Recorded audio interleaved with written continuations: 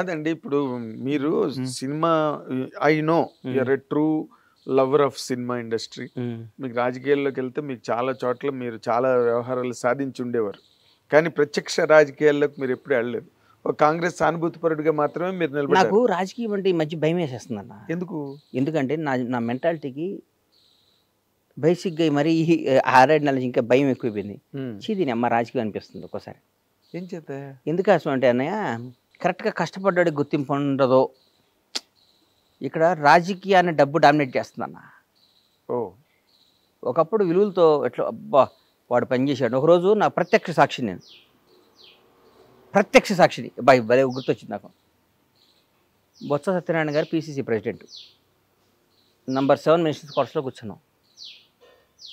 మహానుభావుడు సోమయాజులు గారిని గురుగారు చచ్చిపోయారు. చచ్చిపోయారు. రాజశేఖర రెడ్డి గారు ఫైనాన్షియల్ అడ్వైజర్.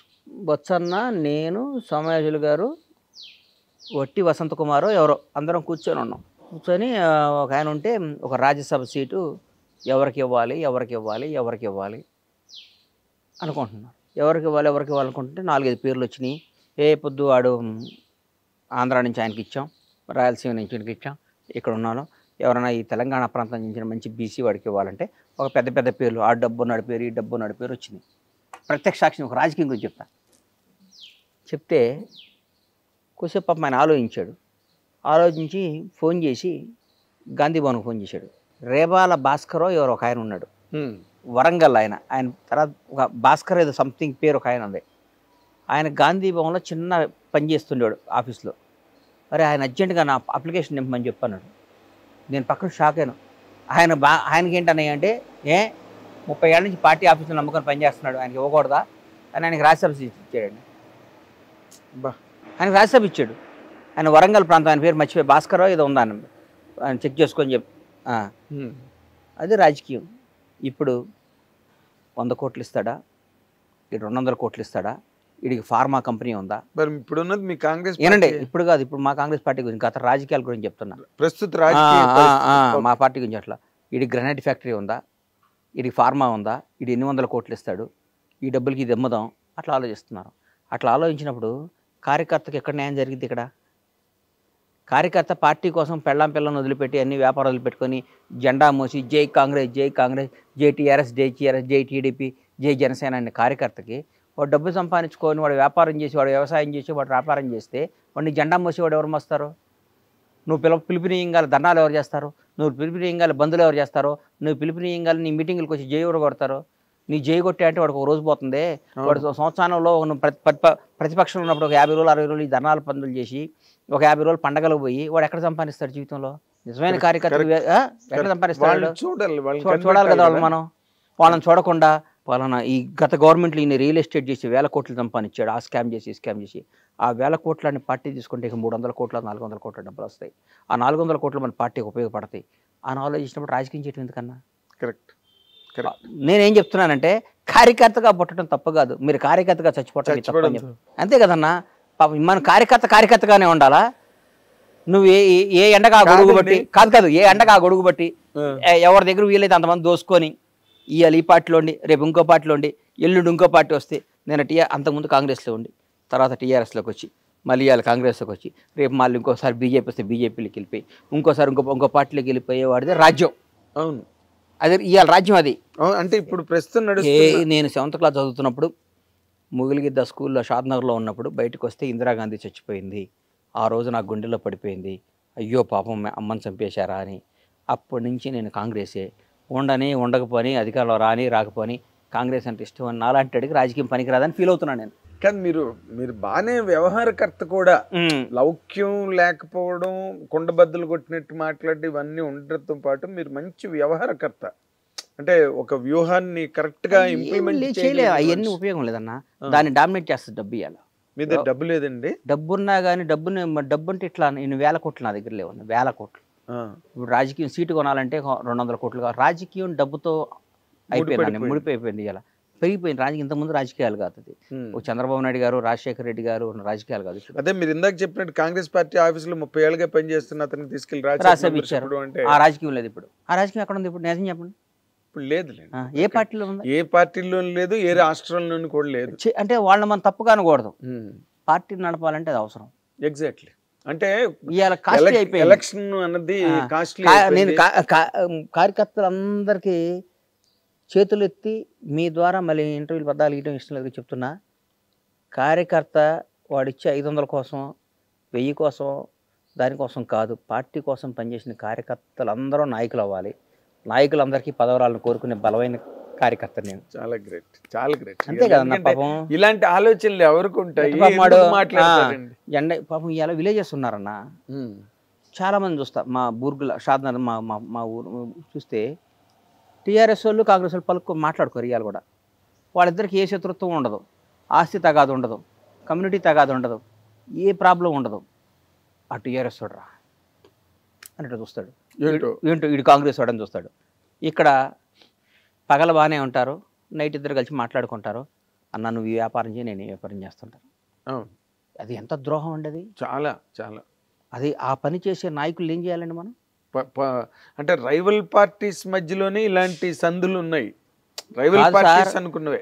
నువ్వు నిన్ను గెలిపించిన కాంగ్రెస్ కార్యకర్తల మనోభావాల దెబ్బతీసి, నిన్ను గెలిపించిన కాంగ్రెస్ పార్టీ కార్యకర్తల కసిని పణంగా పెట్టి వాళ్ళని గెలిపిస్తే నువ్వు ఇక్కడ వచ్చి టీఆర్ఎస్ వాడికో ఇంకో బీఆర్ఎస్ వాళ్ళకో ఇంకో బీజేపీ వాళ్ళకి పనిచేసి వాళ్ళతో ఫ్రెండ్షిప్ చేసి వాళ్ళతో మాట్లాడితే కార్యకర్త నువ్వు ఎట్లా ఉంటుందండి? అప్పుడే ఆత్మాహుతి దళాలు తయారవుతాయి. అంత దూరం రాణించుకోకూడదు మనం, అంతేగా, అంత దూరం రాణించుకోకూడదు. ఇప్పుడు అవతలాడు ఎందుకు బలపడ్డాడు? వాడు గతంలో అధికారంలో ఉండి వాడు అన్ని చేసుకున్నాడు కాబట్టి బలపడ్డాడు. నువ్వు ఎందుకు వీక్ అయ్యావు? గత 10 ఏళ్ళు నువ్వు అధికారం లేవు, నీవంతా పోరాడటం జరిపోయింది. పోరాడేవాడి దగ్గర పైసలు ఎక్కడ ఉంటాయి అన్న? పోరాడేవాడి దగ్గర నిజం చెప్పు, 100% ఎట్లుంటాయి అన్న? వాడు బదులు లేచిన కానించి పోరాడాలి, ధర్నాకి వెళ్ళాలి, పార్టీని అదిగా పడాలి, రైలు రోకో చేయాలి, బస్సు రోకో చేయాలి. వాడు గౌగా తెల్ల బట్టలు ఇస్త్రీ చేసుకొని నీట్గా వేసుకొని కాంగ్రెస్ కండవా కప్పుకొని పరిగెత్తుకుంటే జెండా కప్పుకొని అరిచేవాడి దగ్గర డబ్బు ఎక్కడ వస్తాయి? న్యాయం కదా, ధర్మం, ఏదైనా ధర్మం మాట్లాడాలి, న్యాయం మాట్లాడాలి. నువ్వు వాళ్ళు ఇంకా వాళ్ళు అట్టే మోస్తారులే ఏంటి అంటే ఎట్లా? అంటే ఇప్పుడు మీరు మాట్లాడుతున్న మాటల ద్వారా మీకు ఎక్కడో ఒక రకమైన అసంతృప్తి అస్సలు లేదు. నాకు అసంతృప్తి అనేది నా బ్లడ్లోనే ఉండదు, నా బ్లడ్లోనే ఉండదు అసంతృప్తి. నాకేం అసంతృప్తి అన్న? నాకేమన్నా కావాలంటే లాక్కొచ్చుకుంటా పోయి. నేను సారీ, డోంట్ మిస్అండర్స్టాండ్ మీ గణేష్ గారు. అసంతృప్తి అన్నది మీకేదో కావాలి, నాకు అసలు మీకు దొరకట్లేదన్న యాంగిల్ కాదు నేను అంటున్నాను. నేను కార్యకర్తలందరికీ న్యాయం చేయండి నాయన. గత జరగట్లేదా? అరే జరుగుతుందో జరగట్లేదో నాకు నా మనసుకు వచ్చి చెప్తున్నా. జరిగితే హ్యాపీ, జరిగితే ఫస్ట్ సంతోషపడేది నేను. కాంగ్రెస్ కార్యకర్తలు అధికారికంగా హ్యాపీగా లబ్ధి పొంది తృప్తి పడితే ఫస్ట్ ఆనందించేది బండ్ల గణేష్. లబ్ధి పొందకపోతే ఇవాళ ఆంధ్రప్రదేశ్ ఉంది సార్, పక్కన ఆంధ్రప్రదేశ్ ఉంది. అవును. 5 ఏళ్ల తర్వాత చంద్రబాబు గారికి వాట్ ఈజ్ లైఫ్ అనేది తెలిసింది. అవును. చంద్రబాబు కంటే గొప్ప పొలిటీషియన్ ఈ ఇండియాలో ఎవరు ఉన్నాడా? నిజం చెప్పండి, నిజం చెప్పండి. ఎవరు లేరు, అంత సీనియర్ వెటరన్ పాలిటీషియన్. నిజం చెప్పన్నా, ఇండియాలో మొత్తం 40 ఏళ్ల రాజకీయ పరిణామాలను చూసిన తొనకడో బెనకడో. 72-73 ఏళ్ళలో జైల్లో వేసిన తొనకలా బయటకు వచ్చాడు బాంచేత్.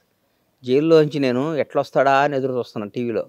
షూ వేసుకొని అమ్మ సింహంలా బయటకు వచ్చాడు. ఆ లోపల ఏ క్షణం ఏం చంపేస్తారని భయంతో కూడా. అవును, అంతకంటే గొప్ప పాసిబిలిటీ ఏం జరగడానికి ఎవరైనా ఉన్నారా? ఊరికి అడుగుతున్నా. మళ్ళీ నువ్వు ఆ గణేష్ మీ సామాజిక వర్గం నీకు అని అట్లా అనుకోకు. అలా ఎందుకు అనుకుంటా చెప్తున్నా, స్వామి చెప్పినట్టు మీ సామాజిక వర్గం వాళ్ళు ఒకళ్ళు ఓటేసారు.